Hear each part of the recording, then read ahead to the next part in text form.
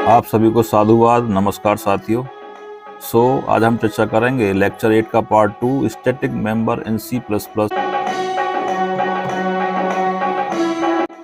Today I discuss about static variable. Okay, only discuss about static member variables. So what is static member variable?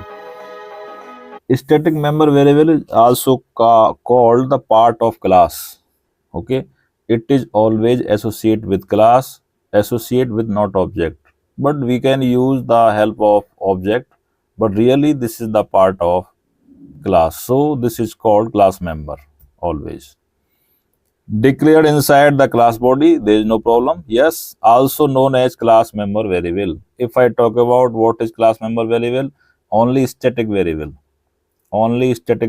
and static function, those are called class variable. Class member की बात करेंगे तो class के member की बात करेंगे तो हम या तो उसमें स्टैटिक होना चाहिए, सीधा पॉइंट ये है। अगर आपने कोई क्लास बनाई, उसमें सिंपल लिख दिया इंटीजर एक्स, यानी कि फंक्शन से ऊपर आपने लिख दिया, सो एक्स वास्तव में क्लास का मेंबर नहीं है, वो ऑब्जेक्ट के साथ एसोसिएट रहेगा। उनको बोलते हैं इंस्टांस मेंबर्स, जो हम पहले पढ़ चुके हैं। They must be defined outside the class. ध्यान रखेंगे, हम जब भी किसी स्टैटिक वेरिएबल को डिफाइन करेंगे, उसे आप क्लास के अंदर कर ही नहीं सकते। क्लास से बाहर जाके उसको आप डिफाइन करेंगे, यानी कि उसमें वैल्यू देंगे। अब क्लास से बाहर वैल्यू कैसे देंगे, वो चर्चा करेंगे अभी आगे। Static member variable does not belong to any object. इसको ऑब्जेक्ट से हमें कॉल करने की आवश्यकता नहीं है, but to the whole class. पूरी क्लास में इसकी दादागिरी चलती है। क्लास आपने स्टार्ट किया, क्लास को क्लोज कर दिया, और क्लास के बाहर भी आप इसको एक्सेस कर सकते हैं विदाउट क्रिएटिंग ऑब्जेक्ट। तो वो कौन महानुभाव ऐसे हैं जो बिना ऑब्जेक्ट बनाए इसको हम कॉल कर पाएंगे, वो भी डिस्कस करेंगे आज, बाकायदा प्रैक्टिकल करेंगे। There will be only one copy of static variable for the whole class. ठीक है, एक कॉपी पूरी क्लास के अंदर इसकी रहेगी। Any object can use the same copy of the class variable. Object के माध्यम से भी आप इसको कॉल कर सकते हैं। ठीक है, ऐसा नहीं कि ऑब्जेक्ट से तो आप कोई भी काम कर सकते हैं, बट अगर हम वास्तव में क्लास का जो पार्ट है ये ऑब्जेक्ट के साथ एसोसिएट नहीं होता है स्टैटिक, लेकिन आप करना चाहें तो कर सकते हैं। इसलिए लास्ट में लिखा है यानी object can be the same copy. Object के पास भी इसकी एक कॉपी रहेगी।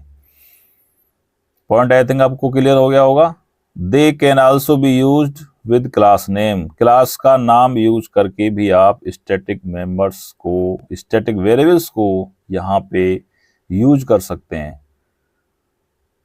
स्टैटिक मेंबर में आपको पहला बताया लोकल स्टैटिक वेरिएबल, जो कि हम प्रीवियस लेक्चर में डिस्कस कर चुके हैं। आज हम चर्चा कर रहे हैं स्टैटिक वेरिएबल्स पे, और हम आने वाले लेक्चर में चर्चा करेंगे स्टैटिक मेंबर फंक्शन पे।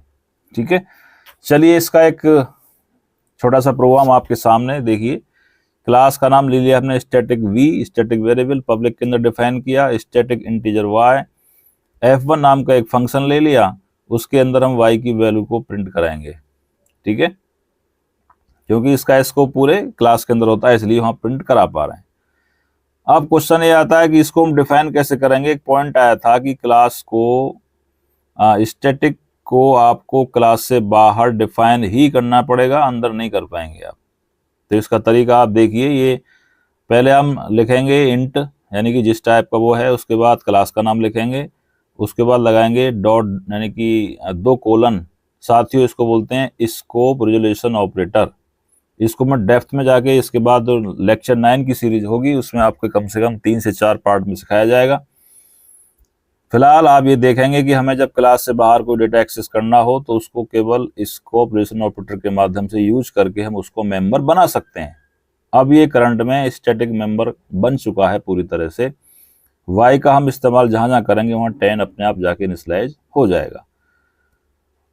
कॉल करने का तरीका सिंपल है, वो तो आप जैसे ही आप f1 को कॉल करेंगे, फंक्शन f1 को कॉल करेंगे, कंट्रोल सीधा सी आउट y पे जाएगा, वहां से y की वैल्यू को जो 10 आपने नीचे डिफाइन की है उसका आंसर आपके सामने आ जाएगा। ओके, इसका चलिए सैंपल प्रोग्राम बनाते हैं देव C++ में। पहले से मैंने ओपन करके रखा हुआ है, केवल एक SV नाम की क्लास बनाई। ठीक है, शॉर्ट टर्म बना दिए। पब्लिक के अंदर डिफाइन करने पड़ेंगे क्योंकि हमें इसको डिफाइन करना है। नाउ ध्यान से देखिए आप, करंट में अगर आप इसको एग्जीक्यूट करेंगे तो ब्लैंक आएगा, कोई भी आंसर नहीं आएगा ना इसका।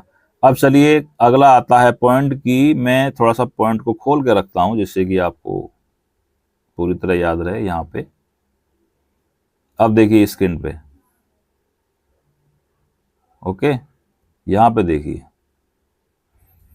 पहला आपने लिखा declare inside the class body, ये आपने डिक्लेयर कर दिया यहाँ पे, ये रहा, ओके। इसको भी मैं छोटा कर लेता हूं, चलिए दिख तो रही है आपको, ठीक है। नाउ इसको हम क्लास से बाहर डिफाइन कैसे करते हैं, ध्यान से देखना है आपको। आप ये चेक करिए कि इसका रिटर्न टाइप क्या है, इंटीजर है इसका, यस, पहले लिखेंगे रिटर्न टाइप उसका इंटीजर, डेटा टाइप क्या है उसका इंटीजर, ठीक है। उसके बाद आप क्लास का नाम लिखेंगे, क्लास का नाम क्या, SV, देन आप लगाएंगे डबल कोलन, इसको बोलते हैं स्कोप रिजोल्यूशन ऑपरेटर, परफेक्ट। इसके बाद आप लिखेंगे वेरिएबल का नाम क्या है, y, और आपकी इच्छा हो तो आप इसको 10 इनिशियलाइज कर सकते हैं या कुछ भी कर सकते हैं। अगर आप नहीं करेंगे तब भी इसकी बाय डिफॉल्ट वैल्यू क्या होती है, सो यहाँ पे मस्ट बी डिफाइंड, ये करना ही पड़ेगा आपको, कोई और चारा नहीं है आपके पास, must be defined, perfect, with the help of scope relation operator. अब क्वेश्चन ये आता है कि मुझे ये y को, ये जो y बैठे हैं भाई साहब, इनको मेन फंक्शन में मैं कैसे कॉल कर सकता हूं बिना ऑब्जेक्ट बनाए, ठीक है। चलिए आप में से कुछ के माइंड में, देखिए पहले हम इतना चेक करते हैं इसमें कोई एरर नहीं आएगा, ठीक है, ऐसा करने से ना ही कोई आंसर आएगा, बट क्योंकि आपने कहीं सी आउट को यूज किया ही नहीं है, ठीक है, यहां तक सहमत हैं आप। चलिए कुछ के माइंड में क्वेश्चन भी आता है, सर हम ऐसा कर सकते हैं क्या, क्लास का नाम लिख दें और यहां से डॉट लगा के और उस y को एक्सेस कर लें। सोचिए, क्लास का नाम लिख दिया, डॉट y लगा दिया, तो सर आंसर तो आ जाना चाहिए, इसका आंसर 0 बाय डिफॉल्ट, क्योंकि स्टैटिक का बाय डिफॉल्ट आंसर जो वैल्यू होती है 0 होती है। बट साथियों ऐसा नहीं आएगा, ऐसा जावा में होता है, C++ में ऐसा नहीं होता है। C++ में कैसा होता है वो आप याद करेंगे, ऐसे टाइम पे क्लास का नाम लगाए लिखेंगे और आप यूज करेंगे स्कोप रिजोल्यूशन ऑपरेटर का, यहां से आप y की वैल्यू को एक्सेस कर सकते हैं। यहां पे इसका आंसर आएगा 0, क्योंकि स्टैटिक की बाय डिफॉल्ट वैल्यू क्या होती है साथियों, 0 होती है। बात समझ में आ गई आपके में। अगर आप यहाँ पे 10 कर देंगे इसको, यस 10 किया तो आंसर इसका 10 आने वाला है, नो डाउट। आपने ऑब्जेक्ट नहीं बनाया फिर भी इसको कॉल कर लिया। एक और आपने पढ़ा था यहाँ पे, मैं इसको बड़ा कर लेता हूं, देखिए ये फुलफिल हो गया हमारा यहाँ से, यानी यहाँ से they can also be used with the class name हो गया। नेक्स्ट देखिए, object can use the same copy of class variable, क्या मतलब है इसका, अगर आप ऑब्जेक्ट बनाएंगे, यहाँ पे ऑब्जेक्ट बनाएंगे ना आप, यहाँ पे चलिए ऑब्जेक्ट तो कहीं बना सकते हैं आप, यहाँ बना दीजिए SV, आपने S नाम का ऑब्जेक्ट बनाया, आप इसको आप कॉल करने का प्रयास कर रहे हैं, कैसे, S.y, यस ऑफकोर्स कर सकते हैं, क्योंकि एक कॉपी इसकी ऑब्जेक्ट के पास भी चली जाती है। इसका 2 बार आंसर आएगा 10 10, ठीक है, आंसर आपके सामने आ चुका है 10 10, परफेक्ट, क्योंकि हमने बताया कि एक कॉपी इसकी, चलिए यहाँ एंडल का यूज कर लेते हैं, तब इसका आंसर 2 लाइन में आ जाएगा। चलिए ऐसा कर लेते हैं, समझ में आया आपके में। चलिए और बढ़ते हैं थोड़ा सा आगे, अब हम इनको तो विदा कर दें यहाँ से, समझ गए आप ऐसा। अब हम इसका यूज करेंगे फंक्शन के माध्यम से, ठीक है, ये भी समझ गए आप, इसको हटा देते हैं। एक फंक्शन बनाएंगे छोटा सा, यहाँ पे void f1 नाम का हमने एक फंक्शन बनाया, उसको ओपन किया। नाउ डायरेक्ट आप कॉल कर सकते हैं y को यहाँ पे, ठीक है, ऐसा लोकल स्टैटिक में नहीं कर पा रहे थे ना। देखिए अब ये जो आपका y लिखा हुआ है ना, एक ही बार जैसे ही आपकी ये प्रोग्राम स्टार्ट होगा तभी इसको मेमोरी मिल जाएगी, और जब प्रोग्राम का अंत होगा तभी इस y की मेमोरी, जब ही इस y का मान क्या होगा, डिस्ट्रॉय होगा। इसका अच्छे से देखते हैं हम, देखिए इसमें कोई डाउट नहीं है। करंट में y का माना 10 ही आएगा, इसमें कोई दिक्कत वाली बात नहीं है, लेकिन अभी नहीं आएगा क्योंकि हमने फंक्शन को कॉल नहीं किया। कॉल करना ही पड़ेगा। कॉल कैसे करते हैं आप जानते हैं। यस, फंक्शन को आप कॉल करिए s dot Y, sorry s dot f1 call करेंगे। इसका आंसर 10 आपके सामने बिल्कुल आने वाला है और ये आ चुका है। ठीक है, चलिए अब एक फंक्शन और बनाते हैं, एक फंक्शन और बनाते हैं यहाँ पे, और इसमें हम y की वैल्यू को फिर प्रिंट करना चाहते हैं। तो लिख देते हैं ना यहाँ पे, क्या क्या लिख देते हैं यहाँ पे, यहाँ लिख देते हैं y इन f1 फंक्शन में क्या होने वाला है। ठीक है, ऐसे, और y इन f2 फंक्शन, जिससे कि आपको अच्छा लगे देखने में और क्लियरिटी भी होनी चाहिए हमें। चलिए यहाँ f2 कर देते हैं। नाउ अब भी 10 आंसर आएगा। देखिए एक फंक्शन में यूज किया, कितने में भी आप यूज करेंगे उसको दादागिरी पूरे प्रोग्राम के अंदर चलती है। सॉरी, मना कर रहे हैं, बोले F2 करो इसको। ठीक है, F2 कर देते हैं यहाँ से, और यहाँ से इसको हम बाकायदा कॉल कर लेते हैं। चलिए यस करें एग्जीक्यूट इसको। चलिए हो गया आपका। एक्सट्रैक्शन ऑपरेटर कौन लगाएगा भाई साहब, हम ही लगाएंगे। चलिए आइए इधर, हो गया y इन फंक्शन 10 और y इन फंक्शन 2।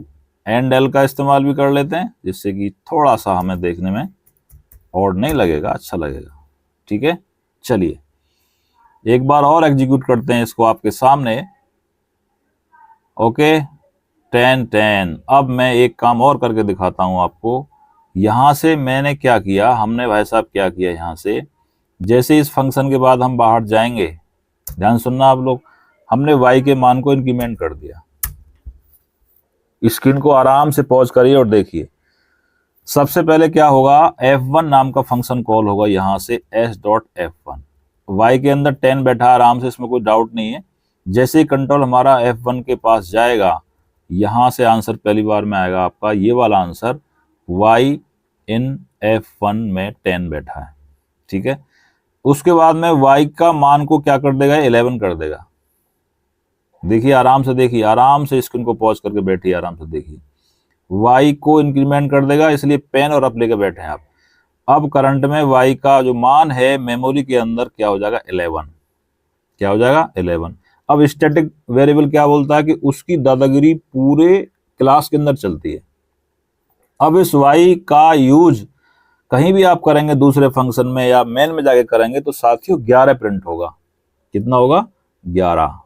जब आप F2 पे हमारा कंट्रोल जाएगा तो पहली बार में इसका आंसर क्या आ जाएगा, 10 आ जाएगा। अब जैसे ही इसको हम F2 फंक्शन को कॉल करेंगे, जब ये भाई साहब F2 में कंट्रोल आपका यहाँ पे जाएगा तो यहाँ पे y का मान 11 प्रिंट होगा। ठीक है, चेक करें एक बार, कर लीजिए। इसका आंसर आएगा 10 एंड 11। देखिए आ गया।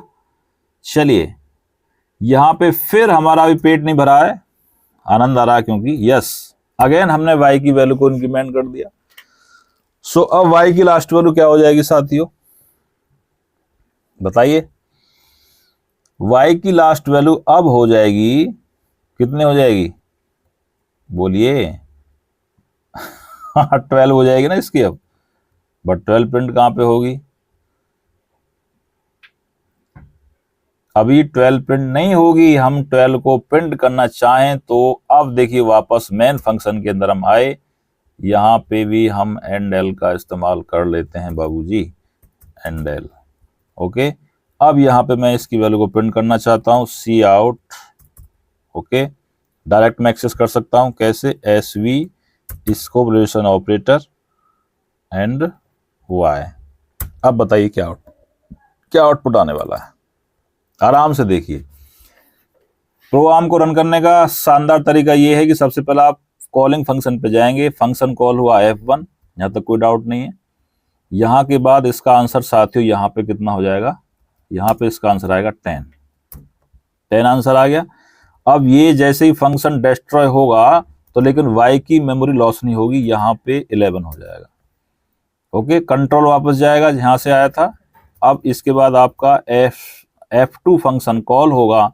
F2 पे कंट्रोल जाने के बाद ये जो y प्लस प्लस के माध्यम से इसकी वैल्यू 11 हो गई थी, यहाँ पे अगेन 11 प्रिंट होगी। Perfect, yes.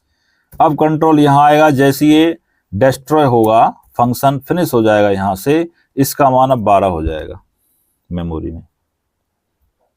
ठीक है, पहली बार में 10 था F1 के अंदर, उसने जो y प्लस प्लस किया ये आपके सामने 11 हो गया।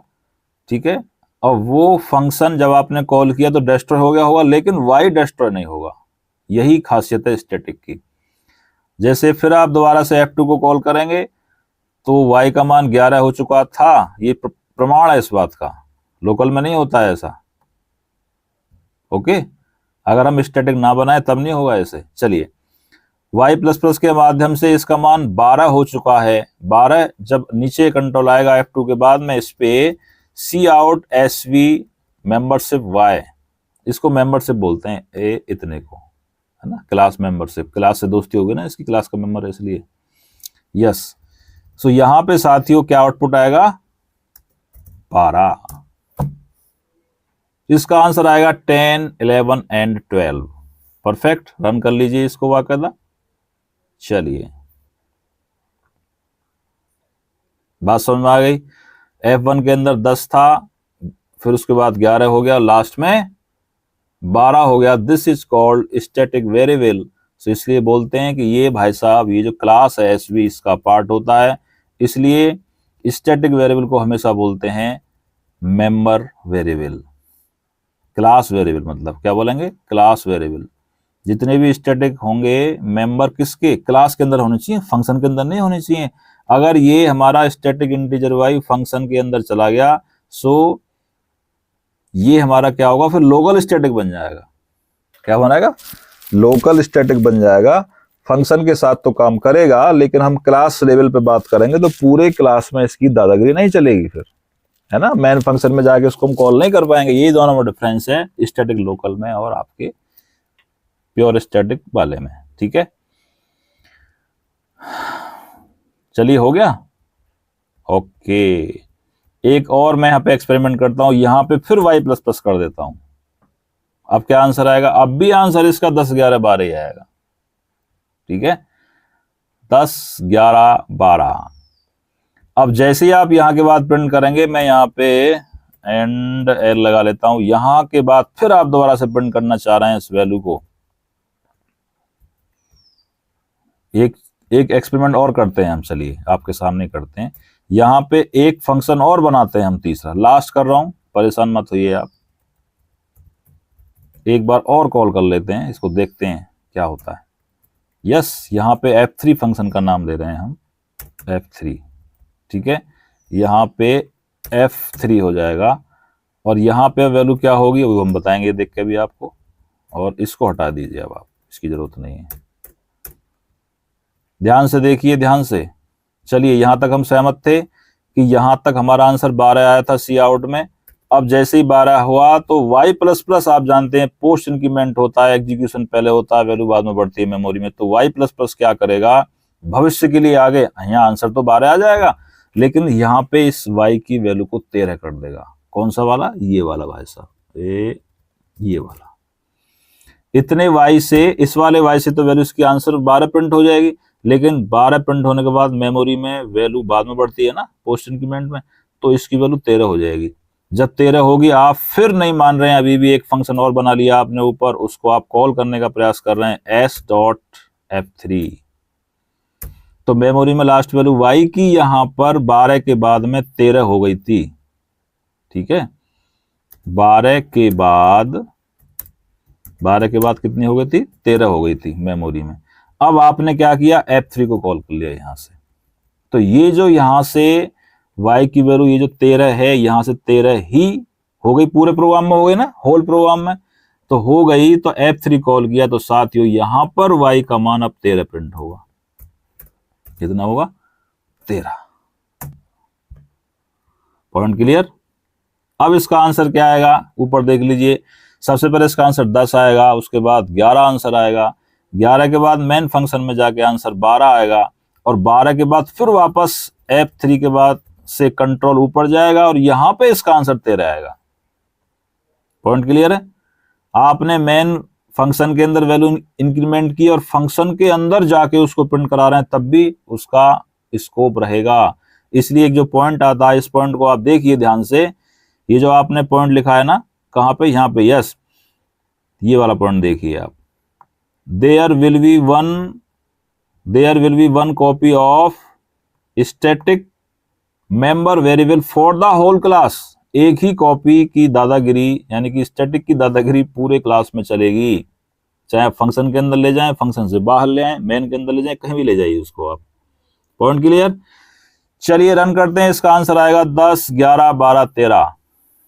ठीक है, फिर देख लीजिए एक बार, पहली बार में आंसर आएगा y इन फंक्शन 1 10, सेकंड आंसर आएगा y इन F2 11, और लास्ट में y इन मेन कर दें इसको, क्या बोलते हो, कर दें?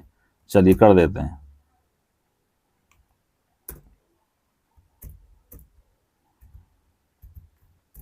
यहां पर कर देते हैं y इन मेन, मेन में तो बैठा हुआ यहां पे, क्या आंसर आएगा y इन मेन में? 12 आंसर आएगा। 12 के बाद 13, ये मेमोरी में हो जाएगी, फिर यहां से आपने F3 कॉल किया, फिर यहां पे आंसर आएगा y इन F3 में आंसर आएगा 13। याद रखिए, F1 में 10, F2 में 11, मेन में 12, F3 में 13। चलिए रन करते हैं इसको। यस, हो गई तेरी बल्ले बल्ले, है ना। F1 में 10, F2 में 11 और मेन में 12, F3 में 13। इस तरह से आज स्टैटिक मेंबर का समापन यहां पे हो चुका है। बोलो स्टैटिक वेरिएबल की जय, क्लास वेरिएबल की जय ऑल्सो। यस, यहां से मिनिमाइज करते हैं, आपको फिर हम ले चलते हैं अपने मेन बीबीडी पे, जहां से हम आए थे वहीं वापस जाना पड़ेगा। So thank you. Explore by Pushpendra, mobile number आपके सामने लिखा हुआ है। कोई आपको प्रॉब्लम हो, जितना मैंने अब तक आपको C++ उसमें बता दिया है, उसमें से आप क्वेश्चन अरेंज कर सकते हैं। पिछली बार एक क्वेश्चन आया था कि सर हमें इंस्टांस जो मेंबर है वो थोड़ा कम समझ में आया, कि उसमें बेटे ध्यान रखना, जब भी हम क्लास बनाएंगे, क्लास के अंदर हम कोई मेंबर डिफाइन करेंगे तो वो बिना ऑब्जेक्ट के कॉल नहीं होगा। दिखने में हमें ऐसा लग रहा है कि वो क्लास के अंदर बैठा हुआ है, बट वास्तव में वो क्लास का मेंबर नहीं है। ठीक है, आप कहेंगे सर बैठा तो वहीं पे है ना, लेकिन उसका जो संगत है वो ऑब्जेक्ट के साथ है। ठीक है, अगर आप स्टैटिक बना देंगे तो उसकी संगत क्लास के साथ हो जाएगी, जैसा मैंने आपको अच्छे से करके दिखाया। ओके, सो आज के लिए इतना। Thank you very much. साधुवाद, नमस्कार, जय हिंद, जय भारत।